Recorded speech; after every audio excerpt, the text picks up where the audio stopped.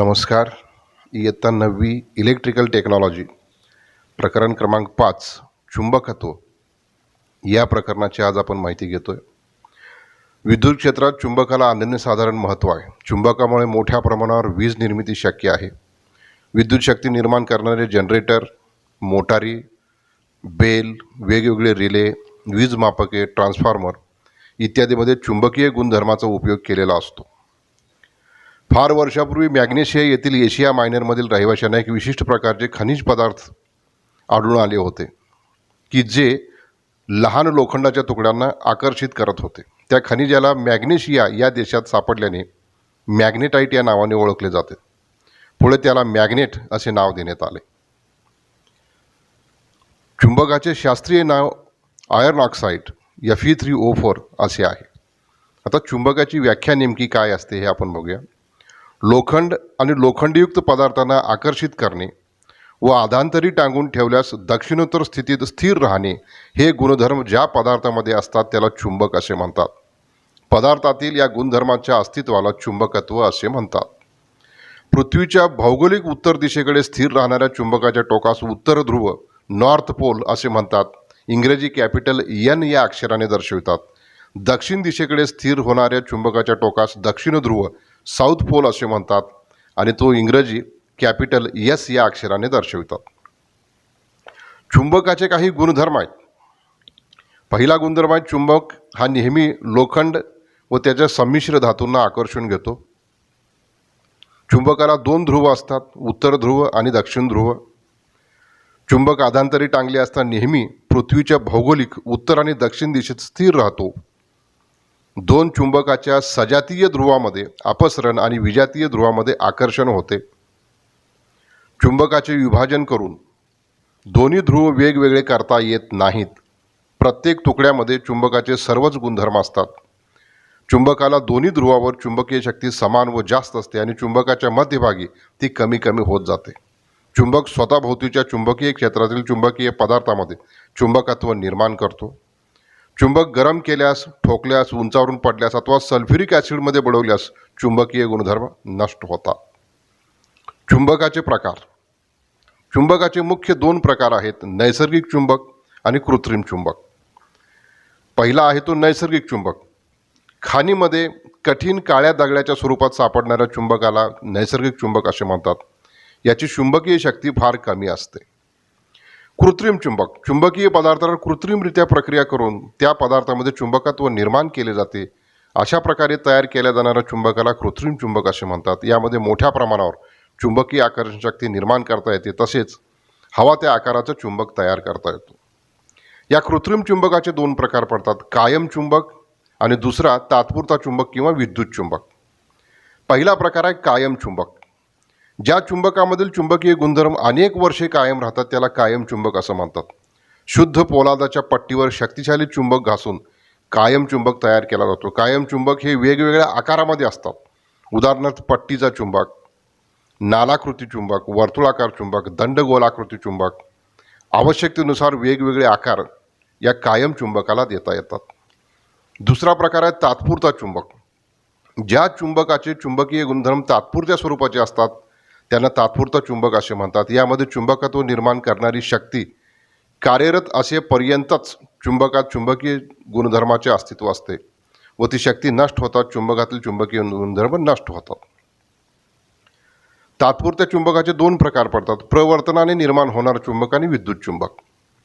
आता प्रवर्तनाने निर्माण होणारा चुंबक म्हणजे काय? शक्तिशाली चुंबकाच्या सानिध्यात चुंबकीय पदार्थ म्हणजे पोलादाची पट्टी जर ठेवली त्यामध्ये चुंबकीय गुणधर्म तयार होतात. याला प्रवर्तनाने निर्माण होणारा चुंबक म्हणतात.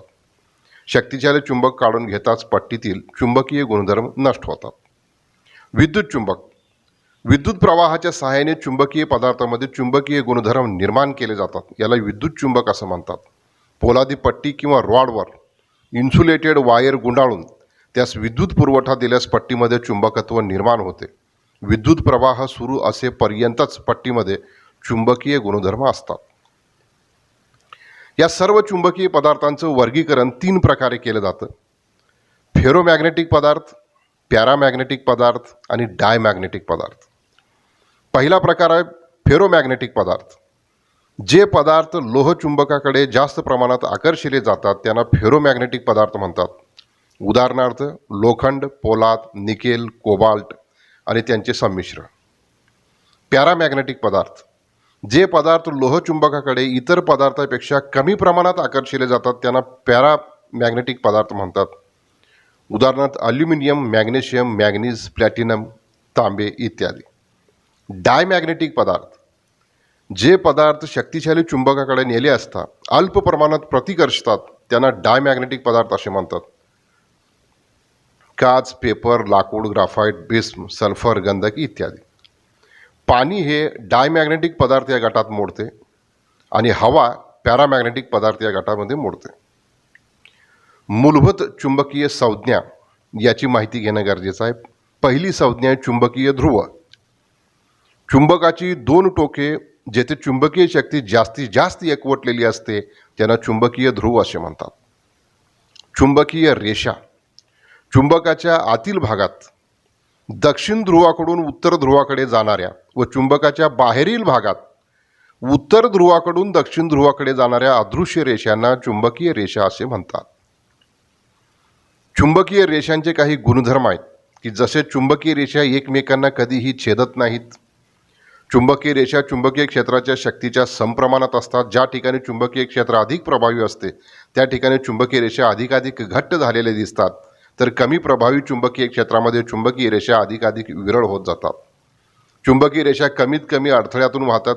सर्व चुंबकीय रेषा त्यांचे सर्किट पूर्ण करतात. चुंबकीय संज्ञेमध्ये तिसरी संज्ञा आहे चुंबकीय क्षेत्र. चुंबकाच्या भोवतालची जागा की जेथेपर्यंत चुंबकीय परिणाम आढळून येतात त्या क्षेत्राला चुंबकीय क्षेत्र असे म्हणतात. चुंबकीय अक्ष चुंबकाच्या दोन ध्रुवांना जोडणाऱ्या काल्पनिक रेषेला चुंबकीय अक्ष असे म्हणतात. चुंबकीय न्यूट्रल अक्ष चुंबकीय अक्षाला काटकोनात असणारी आणि चुंबकाच्या माध्यमातून जाणाऱ्या काल्पनिक रेषेला चुंबकीय न्यूट्रल अक्ष असे म्हणतात. चुंबकीय फ्लक्स चुंबकीय क्षेत्रात असलेल्या एकूण चुंबकीय रेषांची संख्या म्हणजे चुंबकीय फ्लक्स होय. तर विद्युत चुंबकीय प्रवर्तन हा घटक आहे, याची आपण माहिती घेतोय. विद्युत चुंबकत्व विद्युत प्रवाह आणि चुंबकत्व यांच्या संबंधातील पहिलं संशोधन शास्त्रज्ञ एच.सी. ओरस्टेड यांनी 1820 मध्ये केलेलं होतं. त्यांच्या संशोधनानुसार चुंबकत्वाचे कोणतेही स्रोत जवळ उपलब्ध नसताना कोणत्याही सरळ विद्युत प्रवाहित वाहक तारेभोवती चुंबकीय क्षेत्र निर्माण होते. यालाच विद्युत प्रवाहाचे चुंबकीय परिणाम अथवा विद्युत चुंबकत्व असे म्हणतात. या संशोधनानुसार विद्युत प्रवाहित तारेभोवती निर्माण होणाऱ्या चुंबकीय क्षेत्राच्या रेषा गोलाकार आणि समकेंद्रीय असतात. सर्व चुंबकीय रेषांचे आणि विद्युत वाहक तारेचे स्वतःचे एक केंद्र असते. वाहकाभोवती निर्माण होणाऱ्या चुंबकीय रेषांची दिशा वाहकामधून वाहणाऱ्या प्रवाहाच्या दिशेवर अवलंबून असते. चुंबकीय रेषा केंद्राजवळ दाट असतात आणि केंद्रापासून दूर त्या विरळ होत गेलेल्या असतात. दोन समांतर वाहकामधून सारखाच विद्युत प्रवाह एकाच दिशेने वाहत असेल तर त्या दोन्ही वाहकाभोवती एकाच दिशेने फिरणारे चुंबकीय क्षेत्र निर्माण होतात. दोन्ही वाहकांच्या जवळील चुंबकीय रेषा स्वतंत्र गोलाकार असतात, परंतु वाहकापासून दूर असणाऱ्या चुंबकीय रेषा एकमेकांच्या सानिध्यात येऊन परिणामी चुंबकीय क्षेत्र निर्माण होते. दोन्ही वाहक एकमेकांना आकर्षितात. दोन समांतर वाहकामधून एकमेकाविरुद्ध दिशेने प्रवाह वाहत असेल तर त्या वाहकाभोवती एकमेकांच्या विरुद्ध दिशेने फिरणारे वेगवेगळे चुंबकीय क्षेत्र निर्माण होतात. ती दोन्ही चुंबकीय क्षेत्र एकत्र न येता स्वतंत्र राहतात. प्रतिकर्षण करणारा जोर निर्माण होतो, त्यामुळे दोन्ही वाहक एकमेकापासून दूर ढकलले जातात. हे सर्व विद्युत चुंबकत्वाशी संबंधित संशोधनाचे नियम आहेत. आता विद्युत चुंबक तयार करणे. शुद्ध लोखंडाच्या रॉडभोवती इन्सुलेटेड कॉपर वायरचे अनेक वेळे गुंडाळले आणि वायरला विद्युत पुरवठा दिला तर त्या रॉडचा विद्युत चुंबक तयार होतो. रॉडच्या दोन्ही टोकावर उत्तर आणि दक्षिण ध्रुव निर्माण होतात. प्रवाहाची दिशा बदलताच ध्रुवसुद्धा बदलतात. चुंबकत्वासंबंधीचे नियम. एखाद्या वाहकामधून वाहणाऱ्या प्रवाहाची दिशा माहीत असेल तर त्या भोवती निर्माण होणाऱ्या चुंबकीय रेषांची दिशा ही वेगवेगळ्या नियमाला अनुसरून काढता येते. त्यातील पहिला नियम आहे उजव्या हाताच्या मुठीचा नियम, राईट हँड ग्रिपिंग रूल. विद्युत वाहक तार उजव्या हाताच्या मुठीत धरून अंगठा ताठ पसरला असता जर अंगठा वाहकातील प्रवाहाची दिशा दाखवित असेल तर हाताची मूठ, वळलेली बोटे वाहकाभोवती निर्माण होणाऱ्या चुंबकीय रेषांची दिशा दाखवतात. दुसरा नियम आहे क्वार्क स्क्रू रूल. उजव्या पिळाच्या क्वार्क स्क्रू विद्युत प्रवाह वाहत असलेल्या वाहक तारेला समांतर धरला असता. जर स्क्रूचे पुढचे टोक तारेतून वाहणाऱ्या प्रवाहाची दिशा दाखवत असेल तर स्क्रू आत पिळला असता. आट्यांची होणारी दिशा तारेभोवती निर्माण होणाऱ्या चुंबकीय रेषांची दिशा दाखवितात. यानंतर विद्युत चुंबकाचे पोल ओळखण्यासंबंधीचे नियम.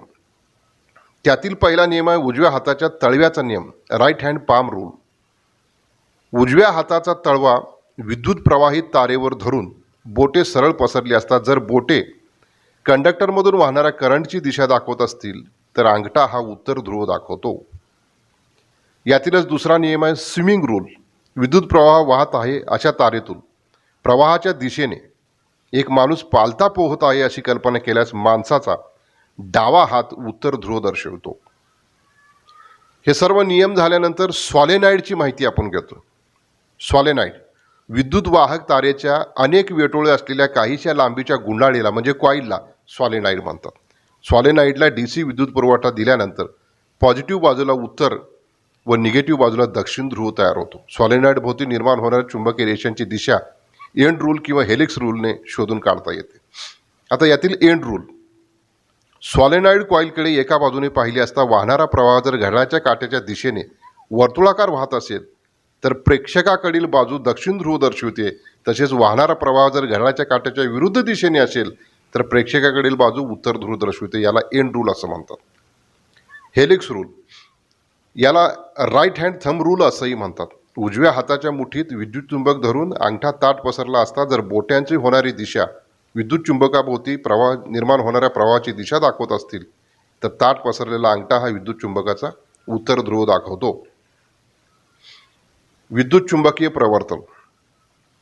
एखादा विद्युत वाहक चुंबकीय क्षेत्रात फिरवला असता चुंबकीय रेषा छेदल्यामुळे त्या विद्युत वाहकामध्ये विजेचा दाब EMF इलेक्ट्रोमोटिव्ह फोर्स निर्माण होतो. या क्रियेला विद्युत चुंबकीय प्रवर्तन इलेक्ट्रोमॅग्नेटिक इंडक्शन असं म्हणतात. हा सिद्धांत मायकेल फॅरेडे या वैज्ञानिकाने मांडला. फॅराडेचे विद्युत चुंबकीय प्रवर्तनाचे नियम आता आपण पाहणार आहोत. संपूर्ण इलेक्ट्रिसिटी ही फॅराडेच्या नियमाला अनुसरून चालते. फॅराडेचा पहिला नियम.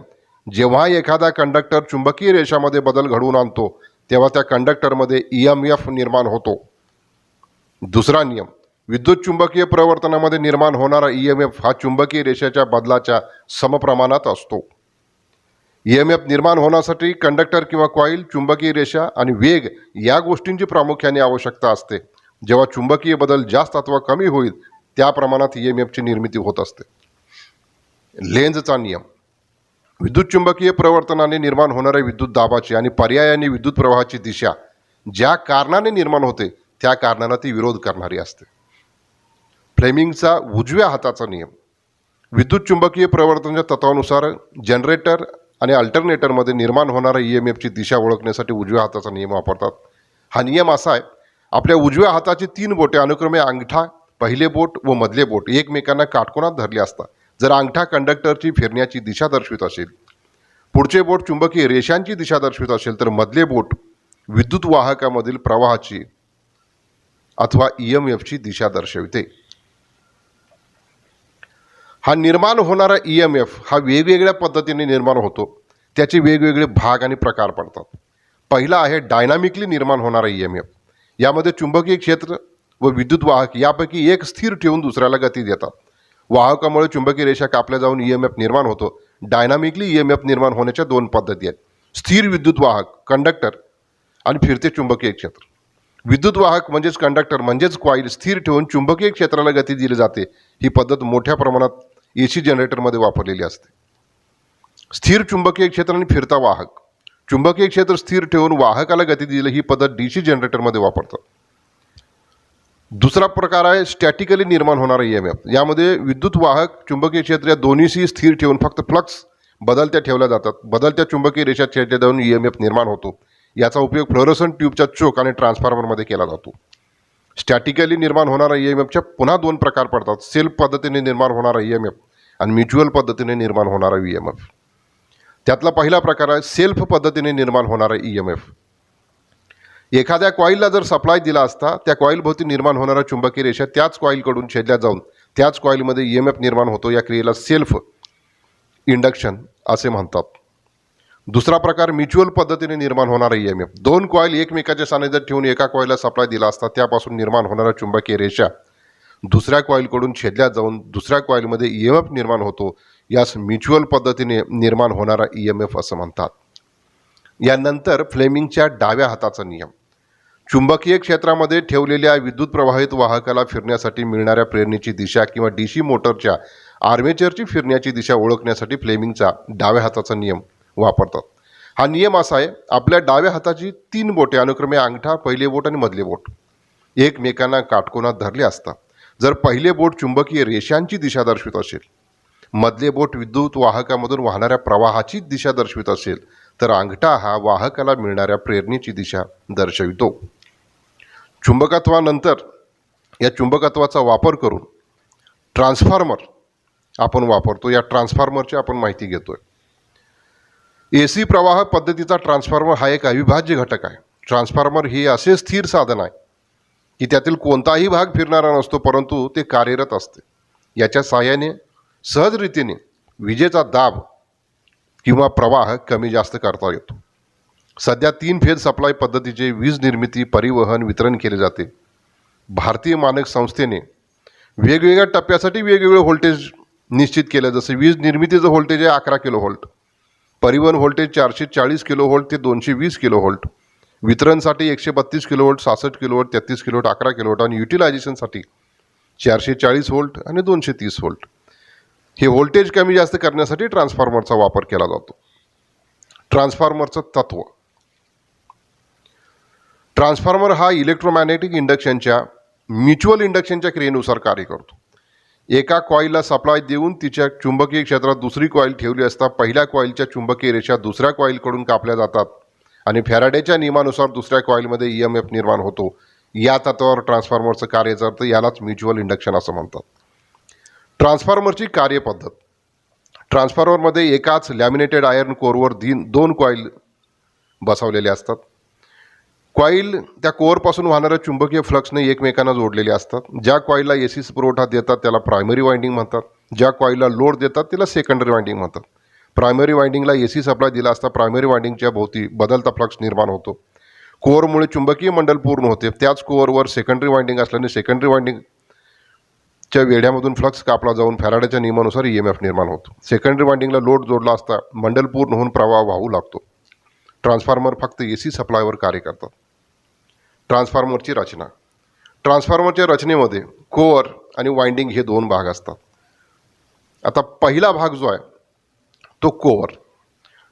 ट्रान्सफॉर्मरचा कोअर हा उत्तम चुंबकीय पदार्थापासून तसेच सिलिकॉन स्टीलपासून तयार केलेला असतो. कोअरचं कार्य आहे प्रायमरी आणि सेकंडरी वाइंडिंग धरून ठेवणं आणि चुंबकीय मंडल पूर्ण करणं. वाइंडिंगमध्ये 2 प्रकार पडतात, प्रायमरी वाइंडिंग आणि सेकंडरी वाइंडिंग. पहिला आहे तो प्रायमरी वाइंडिंग. ज्या वाइंडिंगला विद्युत सप्लाय दिला जातो त्याला प्रायमरी वाइंडिंग म्हणतात आणि ज्या वाइंडिंगपासून लोडसाठी सप्लाय घेतला जातो त्याला सेकंडरी वाइंडिंग असं म्हणतात. ट्रान्सफॉर्मरचे प्रकार. कोअरवरून पडणारे प्रकार आहेत core type transformer, shell type transformer, berry type transformer.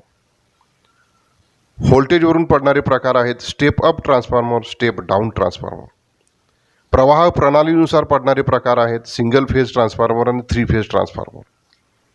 कार्यप्रणालीनुसार distribution transformer, power transformer, auto transformer, instrument transformer. इन्स्ट्रुमेंटचे पुन्हा 2 प्रकार पडतात, करंट ट्रान्सफॉर्मर आणि पोटेन्शियल ट्रान्सफॉर्मर. थंड होण्याच्या पद्धतीनुसार एअर कूल्ड ट्रान्सफॉर्मर जे आपोआप हवेने थंड होतात, ऑइल कूल्ड ट्रान्सफॉर्मर ज्यामध्ये ऑइल भरलेले असते आणि त्यामुळे ते थंड होतात, oil immerse air cooled transformer जे हवेच्या दाबाने थंड होतात, ऑइल कूल्ड आणि water cooled transformer, oil immerse oil cooled transformer. तर ट्रान्सफॉर्मरचे कोअरवरून पडणारे प्रकार core type transformer, shell type transformer आणि बेरी टाईप ट्रान्सफॉर्मर. यामध्ये कोअर टाईप ट्रान्सफॉर्मर हा पहिला प्रकार आहे. यामध्ये कोअरची सरासरी लांबी ही जास्त असते. कोअरला 2 लिंब असतात, एकच विद्युत चुंबकीय मंडल असते.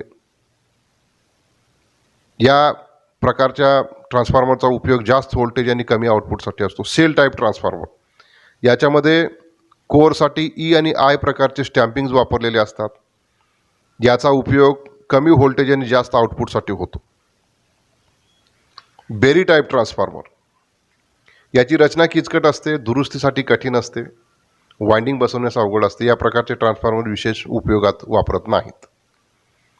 व्होल्टेजनुसार step up transformer, step down transformer. ज्या ट्रान्सफॉर्मरच्या सहाय्याने व्होल्टेज वाढवता येते, प्रायमरी बाजूला दिलेल्या व्होल्टेजचे सेकंडरी बाजूवर जास्त व्होल्टेजमध्ये रूपांतर होते, त्या स्टेप अप ट्रान्सफॉर्मर म्हणतात. प्रायमरी वाइंडिंगपेक्षा सेकंडरी वाइंडिंगला जास्त वेळे असतात. स्टेप डाऊन ट्रान्सफॉर्मर, ज्या ट्रान्सफॉर्मरच्या सहाय्याने व्होल्टेज कमी करता येते, प्रायमरी बाजूला दिलेल्या व्होल्टेजचे सेकंडरी बाजूवर कमी व्होल्टेजमध्ये रूपांतर होते, त्या स्टेप डाऊन ट्रान्सफॉर्मर म्हणतात. प्रायमरी वाइंडिंगपेक्षा सेकंडरी वाइंडिंगला कमी वेळे दिलेले असतात. ट्रान्सफॉर्मरमध्ये वेगवेगळे लॉसेस असतात. Copper losses, iron losses. पुन्हा आयर्न लॉसेसचे दोन प्रकार पडतात, एडी करंट लॉस आणि हिस्टेरिसिस लॉस. तिसरा प्रकार आहे magnetic leakage loss.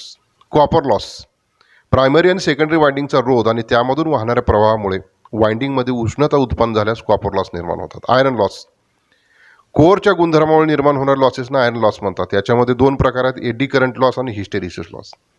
Eddy current loss, कोअरच्या भागात चुंबकीय क्षेत्रात होणाऱ्या अदलाबदलीमुळे एडी प्रवाह उत्पन्न होतो, त्यामुळे उत्पन्न होणाऱ्या उष्णतेस आयर्न लॉस असे म्हणतात. हा लॉस कमी करण्यासाठी कोअरसाठी पातळ लॅमिनेशन वापरतात. हिस्टेरिसिस लॉस, एसी प्रवाहामुळे वारंवार बदलणारे चुंबकीय क्षेत्र रेषांना अडथळा निर्माण होऊन जी शक्ती वाया जाते तिचे रूपांतर उष्णतेत होते, त्याला हिस्टेरिसिस लॉस असं म्हणतात. मॅग्नेटिक लिकेज लॉस, प्रायमरी कॉईलपासून उत्पन्न होणाऱ्या सर्वच्या सर्व चुंबकीय रेषांनी सेकंडरी वाइंडिंग छेदली जात नाही, त्यामुळे लॉसेस निर्माण होतात, त्यांना मॅग्नेटिक लिकेज लॉस असं म्हणतात. ट्रान्सफॉर्मरचे उपयोग, सेल चार्जरमध्ये, इमर्जन्सी टॉर्च, इमर्जन्सी लाईटमध्ये, लहान मोठ्या इलेक्ट्रॉनिक उपकरणामध्ये, टी व्ही सेटमध्ये, व्होल्टेज स्टॅबिलायझरमध्ये, इन्व्हर्टरमध्ये. मोठे ट्रान्सफॉर्मर विद्युत शक्तीचे वितरण वहन करण्यासाठी सबस्टेशनमध्ये वापरतात. ट्रान्सफॉर्मरची तपासणी, ट्रान्सफॉर्मरची वाइंडिंग सलगता तपासणी, कंटिन्युटी टेस्ट. याच्यामध्ये टेस्ट लॅम्पने ही तपासणी केली जाते. ट्रान्सफॉर्मरची सलगता तपासणी ओहम मीटर किंवा टेस्ट लॅम्पने करतात. स्टेप डाऊन ट्रान्सफॉर्मर घेणे, प्रायमरी सेकंडरी वाइंडिंगच्या टोकांना पॉलिश पेपरने स्वच्छ करणे. सिरीज टेस्ट लॅम्पचे टोके प्रायमरी वाइंडिंगच्या टोकांना जोडले, लॅम्पचे निरीक्षण केले. सिरीज टेस्ट लॅम्पची दोन टोके सेकंडरी वाइंडिंगच्या टोकांना जोडणे आणि निरीक्षण करणे. जर टेस्ट लॅम्प प्रायमरी आणि सेकंडरी वाइंडिंगच्या दोन्ही टोकामध्ये प्रखर प्रज्वलित झाला तर वाइंडिंगमध्ये सलगता आहे असं समजतात. जर टेस्ट लॅम्प प्रायमरी आणि सेकंडरी वाइंडिंगच्या दोन टोकामध्ये प्रज्वलित झाला नाही तर सलगता नाही असे समजतात, म्हणजे ओपन आहे, दोष आहे असं समजतात. त्यानंतर ओहम मीटर आणि मल्टीमीटरने तपासणी. स्टेप डाऊन ट्रान्सफॉर्मर घेणे, पॉलिश पेपरने टोके स्वच्छ करणे. मल्टीमीटर किंवा ओहम मीटरची रेंज निवडणे. मल्टीमीटरची टेस्टिंग लीड्स प्रायमरी वाइंडिंगच्या दोन टोकांना जोडणे, रीडिंगची नोंद घेणे. मल्टीमीटरची टेस्टिंग लीड्स सेकंडरी वाइंडिंगच्या दोन टोकांना जोडणे, रीडिंगची नोंद घेणे. जर प्रायमरी आणि सेकंडरी वाइंडिंगच्या दोन टोकामध्ये रोध दाखवला किंवा मल्टीमीटरचा काटा हा झिरोकडे झुकला तर वाइंडिंगमध्ये सलगता आहे असे समजतात. जर प्रायमरी आणि सेकंडरी वाइंडिंगच्या दोन टोकामध्ये अनंत रोध दाखवला तर वाइंडिंगमध्ये सलगता नाही, ओपन आहे असे समजतात. प्रकरण क्रमांक 5 मध्ये मॅग्नेटिक्स म्हणजे चुंबकत्व. चुंबकत्वाचे वेगवेगळे नियम, विद्युत चुंबक, फॅराडेचे नियम, लेन्झचा नियम, फ्लेमिंगचे वेगवेगळे नियम, ट्रान्सफॉर्मरची तपासणी इत्यादी भागाची आपण माहिती घेतलेली आहे. धन्यवाद.